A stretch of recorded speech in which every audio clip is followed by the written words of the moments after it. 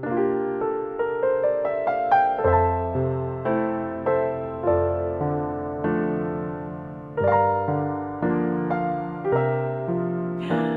up, Cookie? Welcome to the part of the Cookie Jar where we talk about all things content, growth, the industry, personal style, and then we also have our one-on-one Kiki on live stream and chats. Today I want to talk about aligning with brands, media kits, what to look out for when you're communicating with brands, what's a scam, what's not. Oh, also, this is happening the Monday after Mother's Day. My video that I posted on Sunday yesterday. I didn't know if it was going to go live yesterday, so I didn't include a Mother's Day wish on there, but I hope everyone had a grounded, soothing, joyous Mother's Day. And I know that that holiday is very hard for a lot of people, while it's joyous for others. And I was thinking a lot about the folks that were having it tough yesterday, the children in Gaza, the mothers in Gaza, all these things were just really in my head. My mom is still with us, thank God. And I didn't get to see her yesterday, but I missed her so much. I was able to send her some gifts and flowers. She got her first Hermes scarf. But yeah, I was thinking a lot about the people who may not have been having the best day yesterday. So I just want to say Happy Mother's Day, and that I definitely prayed and was in deep thought about the people who were having a tough time yesterday. And I hope that you are feeling better today if yesterday was tough. Now, let's get into the business. So this month, I want to talk about aligning with brands. And y'all know I had my notes. At this point, we talked about the mindset. We talked about what type of storytelling or storyteller are you? What are your niches? What creates this person that you want to present online, which I hope is the most authentic, realist part, and that you're not working too hard to tell a different story. But we talked about these things in the last couple of months. And at this point, this is where you start to get consistent with your posting. You start seeing some traction. You're building a tribe. If you're not, let's talk about it in the comments and figure out what's happening. Book some one-on-one time with me, right? But at this point, you should start seeing a little bit more traction, especially if you've been applying what we've talked about so far. And you're getting communications from brands, whether they're real or not, or you're starting to introduce yourself to brands. So these are some of the tidbits that I wanted to share. Especially the first one I want to talk about is when they reach out to you, what to expect. So you'll be getting intros via DM, via email, if you have your information set up properly on your bio area on your TikTok, Instagram, or YouTube channels, or your website, right? And they would even want to do gifting is one thing, where some will just love your content and want to send you a gift, no obligation to post. They just want to introduce themselves or put you on the PR list. They love what you're doing. They just want to send you something, which is great, but I'm going to get back to it. And like I said, they don't really have an obligation to post. They want you to post, but it's up to you if you really love the product enough to share the experience or product. Some will be gifting campaigns. So I've gotten gifting campaigns from PR agencies or representation agencies that are not the actual brand, but a liaison. And they'll have you fill out a form for your information, your first name and last name, your TikTok handles, your address. If it's a makeup brand, like they'll ask for what's your color match or whatever. What are your skin concerns and stuff like that. And then some of them are no obligation to post, but then others have a fine print where they want you to post within 5 days of receiving the product. This happens. And they will ask you to connect your Instagram or TikTok, especially if they are saying that there's no obligation to post, but they want you to post. They will have you connect your Facebook and Instagram through the back end so they can see it and potentially use it for their own advertising. Some companies will say that they'll reach out prior to doing that to receive your rates to use your likeness. And then some companies just have the right to do it once you fill out that form and say, yes, I accept the gifting campaign. That means I'm also accepting the fact that you can use my video for advertising. So be really careful about what you're signing up for. look for the indication that they are trying to use videos for free. Just read the fine print. Go through things slowly. And yeah, sometimes it is going to be an exciting situation. Here's the reality.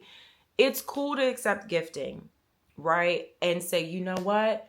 I want to use this product, or I want to use these clothes for a specific video idea that I have in mind. This actually gives me an opportunity to practice what I wanted to create for something like this. So yeah, let me use their product. It's free. Yay. They can use it for whatever, but this will also expose me to other brands that I actually want more attention from.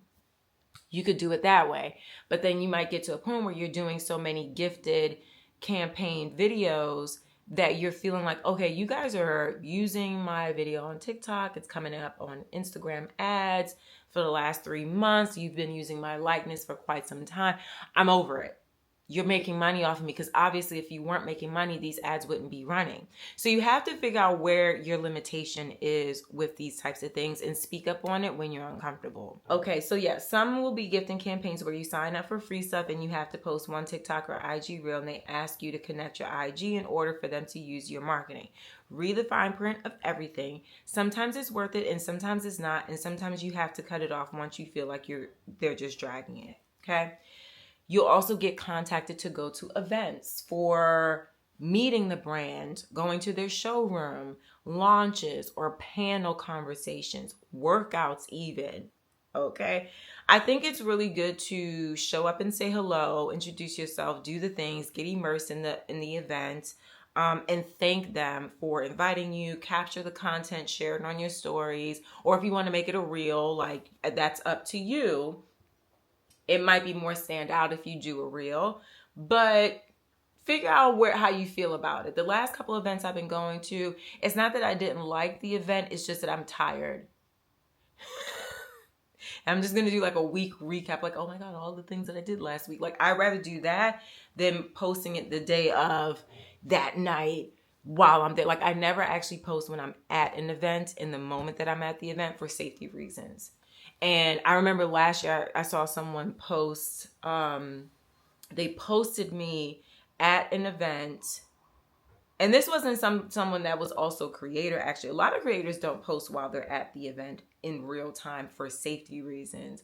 But someone who was a community member of sorts, like someone who followed me, they posted me at the event, and I was just like, don't do that. I don't want someone to know that I'm here right now. Like, you don't know who's watching, who's being weird. This is Earth. If you didn't know, it's dangerous outside, especially if you're not aware of your surroundings and paying attention. So being that I am a person that shows up online and I have a certain amount of followers, maybe not all those people are actually watching anything that I do. Maybe not even a quarter of those people are watching anything that I do. But there have been some times where I felt a little uncomfortable outside. And a lot of creators feel that way. So never post yourself in a specific space in real time, especially when it's a public space and anyone can get there. You know what I mean? Okay. How to identify scams. So you'll get an email, right? There's a couple of scams that happen. There are brands that will DM you and be like, I can help you build your followership, and they look a little sketchy. They don't have a lot of likes on their posts. It looks like they buy their followers. This is like a sign of a brand being a little shady when they show up online, when they want to talk to you about working with you, paying you, all the things, right? Sometimes you'll get an email from, like, let's say, I don't know. I think I received one time a Dries Van Noten email. Like, I posted about wearing one of the fragrances, and literally an hour later, I get an email that says Dries Van Noten partnership. That was the subject. And I think the email, let me look it up. When I find it out, I'll post it here. But basically the email address was like Dries Van Noten at gmail.com, or you will never get a real branded email that ends in not their website.com. Do you get what I mean? Like, it has to be an agency name, like NewYorkAgency.com. Okay, that might be a real PR agency. But Dries Van Noten at collaborations.com, at gmail.com, at influencermarketingassistant.com, those do not make any sense. The other way that they speak via these scammy emails is like they say, hi, it's Carolyn Gray. They'll say like your Instagram name and not your actual name. Unless you have your Instagram or TikTok pages up and you don't have your real name anywhere. Like people know you as Bomb Diggity Girl. Hey, Bomb Diggity Girl. And there's no information about what your name is. Like, actually, my name is Angela. Then they're going to say your Instagram name if it's not visible, right? But most of the time they'll say, hi, it's Carolyn Gray. And I'm like, oh, this is a scam. First, no. Then they'll say something about how they love your TikTok, and some of the information might look like there's some Chinese script in there, or it looks like ChatGPT wrote their script for them, because there's a lot of, what's it called? When someone writes anything in ChatGPT, there are certain words or certain phrases that seem to be doubled within a certain amount of paragraphs. Like it like to repeats itself. Right? So that's one way. They repeat themselves a couple times saying the same thing, but a little bit different, same thing. They will say that they will pay you $4,000 to $5,000 a month, that they pay you via PayPal, that they will offer you benefits. This is a monthly program. No brand that I know of, big or small, will put you on their employee payroll for you to get benefits. They're not going to pay you via PayPal. It's very, very few brands that pay via PayPal. Most brands want you to send them an invoice and they wire transfer you the money. Some might offer to send you a check, but don't wire transfer the money. Wire transfer, don't play with me. But those are ways to like tell that you are experiencing a scammy email about partnering with a brand. There are just certain key components that take place. And what you can do is just say block, and your email server should start to be able to sift through what is a scam, what's phishing, those types of things. So now I do have to double check my spam sometimes just to make sure there aren't any real emails in there. But for the most part, once you start to sift through your email and noting what's a scam or what's a block, it will automatically start sifting through those emails that are coming in that are scams and put them to the side for you, so you don't have to worry about that. So just get in the habit of marking them as scam.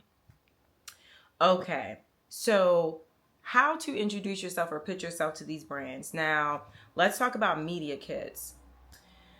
Media kit is basically your resume as a content creator. It includes your headshots, your stats, meaning what is your following number? What is your impression percentage? These are any type of analytics that you can get on the back end of your Instagram page, your TikTok page, your YouTube channel, studio, all those things. You can get these different things like impressions, your return watchers, how many people are subscribed or following you, what is the percentage male versus female, what countries are you tapping into or people are following you from. Those are stats, right?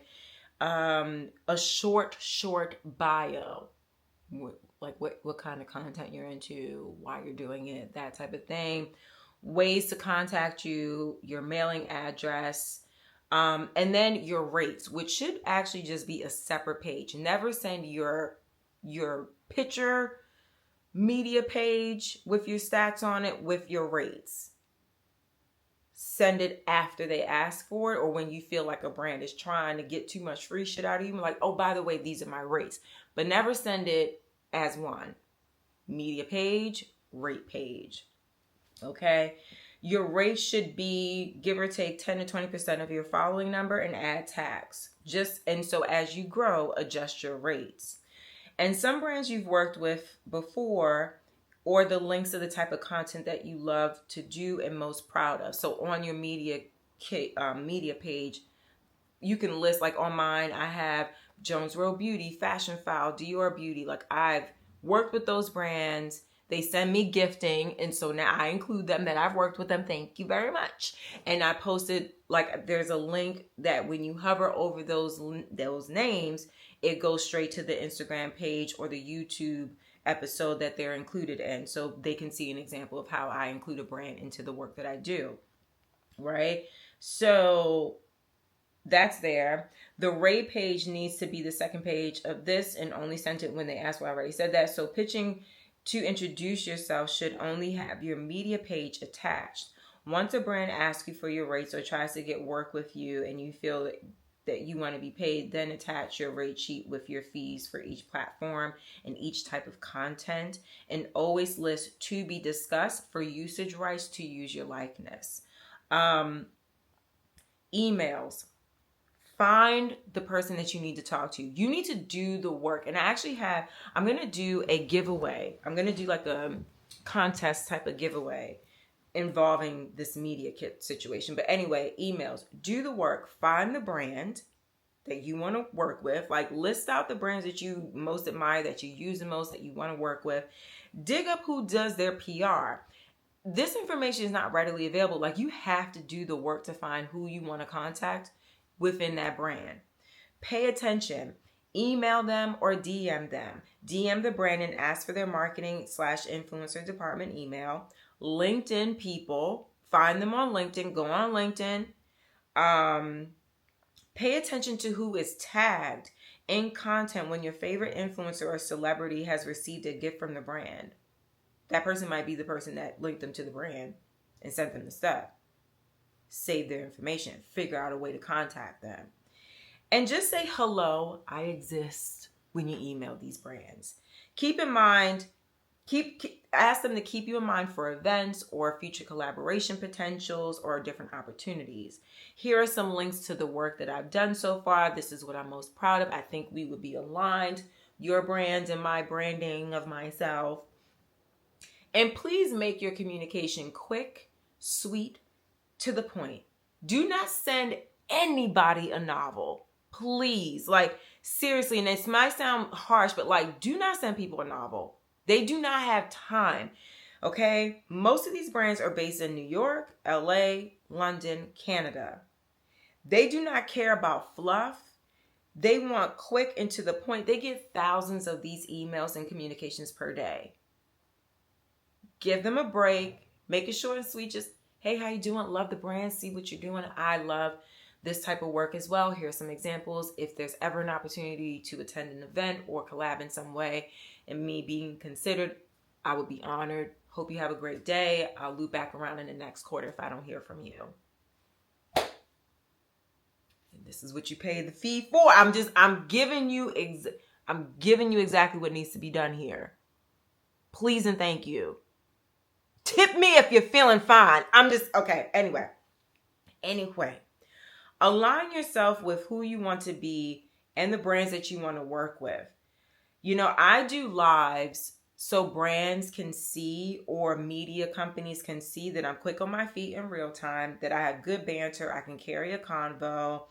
I write newsletters to show my writing abilities or editing abilities as far as like, you know, doing fashion shopping list edits, that I can do that and make it work well, like merchandise it up. I do fashion content in a way that resonates with high-end brands that I've always purchased from, worked with, and studied, because I want to make sure, like, I have only ever worked with high-end brands. I think the first 2 jobs I've ever had were with medium-level brands, Bakers and Hollister. After that, I only worked for high-end brands. Like, my 3rd job in going into college was at Barney's, New York. And I went from the security team, being a fitting room attendant, to working with studio services with people such as Janet Jackson's team, Celine Dion, Tyra Banks. Those like immediately, like 3 months after doing that role with the security team, I rolled over to that department. So I've only ever worked with a certain like space in the fashion industry, and that is my area of expertise. So my content reflects that because it's what I know. There are times where I can work with different brands, like let's say Scoop Walmart, right? Urban Revival. These are more affordable brands, but it is only because their approach to the product or the actual experience is of a certain quality that mimics a luxury quality that I know very well. Just want to put it out there. Like, just think about these things, how you want to align yourself and how your content reflects it. And also pay attention to your approach to content, right? If you are shooting in dim lighting, your stuff is unfocused. You're showing. Don't shoot me for having Starbucks. I am waiting for my matcha to get checked in, and I needed my matcha, okay? It's not checked in. I don't know what's going on this morning. It's been here since yesterday, okay? So I needed my matcha, and these are little rinky-dink cafes don't deliver, so I had to order. But let's take this brand for instance, right? I'm shooting something for Starbucks. If I have Dylan Lex stacked jewelry, rings to the nines, my nails are super designed and long, I have ear cuffs, a pillbox hat, winged eyeliner, you're going to see everything else except for the logo of the brand. So when I say pay attention to your content, if you want to work with a beauty brand, only show beauty. Only show the beauty that you're applying. If you want to work with a sports brand, do the things in the sports wear. Make sure it's visible. Make sure that it's focused and clarity, like content clarity, the image clarity, and that it is clear this is what you're talking about. This is what you want people to focus on. It is not your fault that someone will be like, I could be doing this and someone will be like, oh my God, what lip liner combo do you use? First of all, get out my lip. That's not what we're talking about. Some people will be like, I really like that painting behind you. And you'll be working with a brand and you'll just be like, don't ask me about the painting behind me, please. This is a sponsored video. I want them to know that I'm doing the work. Like, sometimes I really feel like some people will actually comment on my stuff just to be like, I want them to feel like people are not paying attention to what she's talking about. So I'm going to ask about what's on her shoulder. Thanks, Patricia. I'm speaking up a name. But take your photos or videos in good lighting. Make sure there's not a lot of noise that's distracting from the viewer from what you want them to focus on. Write out your scripts when you're doing video, long form video. What else? If you can invest in someone taking your photos, do that and make sure that they're aligned with what you want. Send them mood boards. Like, be about your shit. Do the research that is important to do before you go out and create certain types of content, so you're always aligned with it. And yeah, so I just feel like I wanted to talk about making sure that you know how to communicate to brands about you existing and you being interested in working with them at some point, right? Sometimes they're going to respond, sometimes they never will. And it's good to reach out to PR agencies. It's good to reach out to the brand themselves. But just make yourself visible, like, okay, this is me via email. This is me via DM. Tag them in your content. There's nothing whack about tagging people. If they're in the video, if the product is in the video, tag the people. It's okay. Tag the beauty page. If you're doing something within their beauty space or clothing space, tag the regular fashion brand. Like, know the difference and take your time. Take your time to understand, like, okay, I want to be intentional about how I come across online. I want to be intentional about how I communicate with them. Reach out to them as professionals. This is a professional industry. Like, people getting paid, then you got to be professional. So approach them with manners, professionalism. Have your media kit. This is all the things that I'm about. Here are my stats. Here are my numbers. Here's my mailing address. If you ever feel that you want to send me something for free, here's a mailing address that I'm comfortable with you having. Here's some things that I've done that mimic the type of things that I would do for you. And they don't have to be branded work that you do, that you show the brands. It could just be examples of what you would like to do for a brand. So don't feel ashamed that you don't have branded work to share.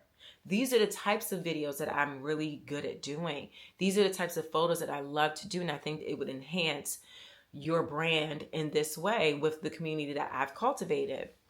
So don't be shy. Create your media kit. Understand what your rates need to be. Don't be shy about pushing that either and adding tags. Read the fine print. Understand there is a huge difference between, them just seeing your content that you made with their gifting, and them liking it. And there's a difference between them doing that and then taking on the back end your content and using it for paid advertising and not paying you for it. And sometimes you can be okay with that. It's fine. Go ahead and use it. I signed the contract. It's fine. I accepted the gifting. Therefore, I accepted the fact that I was supposed to give you some video 5 days after receiving this item, and you can use it. You can use my likeness for however long the contract is, but read everything through and through. Don't say I didn't warn you. And charge per month for using your likeness when the conversation comes up. Okay? Okay, I hope this helps. Please write in the comment section any questions, any feedback, anything that you're struggling with. Let's talk about it. And we'll talk about it on the live stream on Thursday, okay? I hope you enjoyed this video. I'll see y'all later, cookies. Bye.